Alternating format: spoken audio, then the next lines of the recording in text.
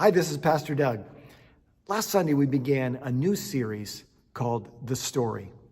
God's story and our story is found in the book of Genesis. What is the meaning of life? How do we discern where have we come from? Where are we going? How do we live today?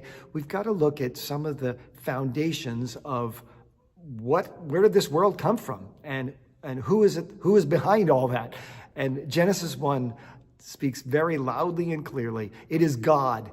God is the creator.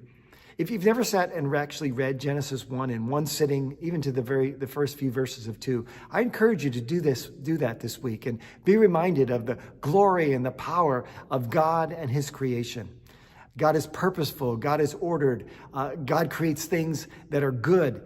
And as we read Genesis 1, we see that it lifts up God as that creator to whom all of creation submits.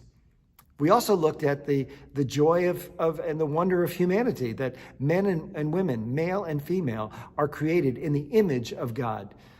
We alone of all creation are able to relate with God.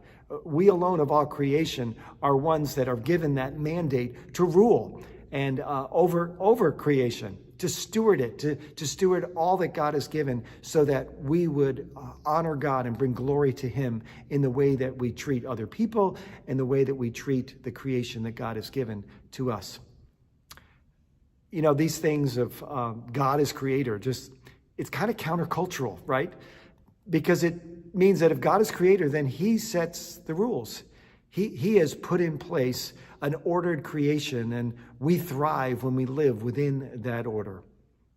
But in our world today, and really throughout history, man has wanted to say, I want to make the rules. I want to set my own course.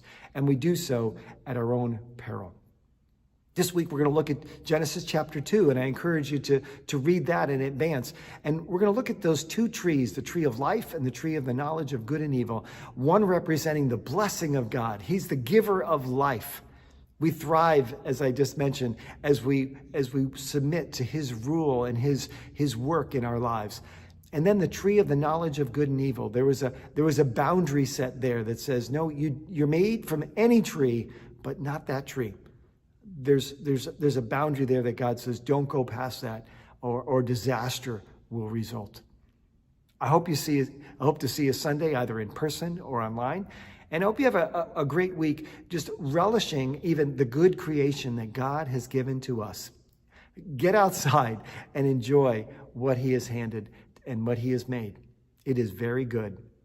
And I believe that he is doing good work in your life as well.